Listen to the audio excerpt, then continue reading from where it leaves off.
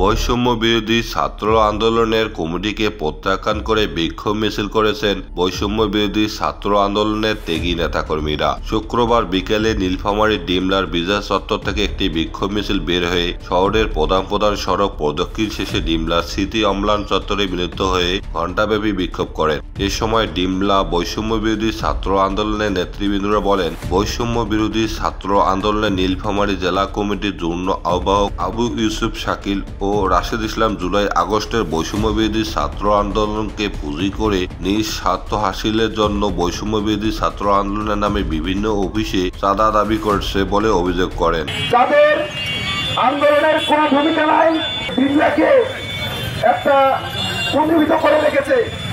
নীলফামারী জেলা থেকে ডিমলা উপজেলার একটি কমিটি গঠিত হয়েছে। সেই কমিটিতে ডিমলা উপজেলার বিভিন্ন পয়েন্টে জুলাই ২১ যে আন্দোলন হয়েছিল, সেই আন্দোলনের সম্মুখ সারি থেকে যারা আন্দোলন করেছে সেই যোদ্ধারা আজকে এই রাজপথে। আরো এছাড়াও এরা বিভিন্ন প্রশাসনিক মহলে যাচ্ছে, বিভিন্ন চাঁদাবাজি আমাদের ইউনিয়নে গিয়ে চেয়ারম্যানের কাছেও শুনলাম, তাদের কাছেও তারা বিভিন্নভাবে অর্থ যাচ্ছে। তাহলে এই অর্থ তাদের উদ্দেশ্য কি?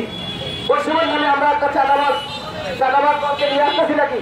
আমরা চাই না এই চাঁদাবাদদের বিরুদ্ধে আমাদের রুখে দাঁড়াতে হবে এখনই সময়। আমরা ফ্যাসিস্ট হাসিনার বিরুদ্ধে রুখে দাঁড়াতে বলেছি, এই চাঁদাবাদদের বিরুদ্ধে রুখে দাঁড়াতে আমরা ভয় পাই না।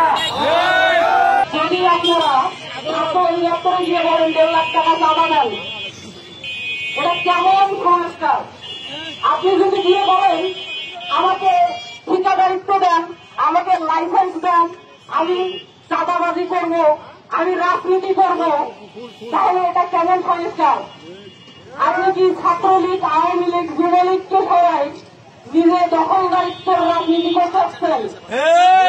ডিমলায় বৈষম্য বিরোধী ছাত্র আন্দোলনের বিভিন্ন নেতাকর্মীরা জানান, ৪০০ জনের ভুয়া একটি কমিটি গঠন করেছে, যা প্রকৃত ছাত্র আন্দোলনকারীদের সঙ্গে বিশ্বাসঘাতকতা করেছেন। এ সময় আন্দোলনকারীরা আরো বলেন, আমাদের রক্ত ঘাম ঝরিয়ে আদায় করা আন্দোলনকে পুঁজি করে কেউ যদি ব্যক্তি স্বার্থ হাসিলের চেষ্টা করে, তাহলে তাদের কঠোর প্রতিরোধ গড়ে তোলা হবে। এ সময় আন্দোলনকারীরা প্রকৃত ছাত্র নেতৃত্বের অধীনে আন্দোলন চালিয়ে যাওয়ার প্রত্যয় ব্যক্ত করেন এবং প্রশাসনের কাছে ভুয়া কমিটি বাতিল সহ কমিটির চাঁদাবাজ নেতাদের প্রশ্রয় না দেওয়ার দাবি জানান।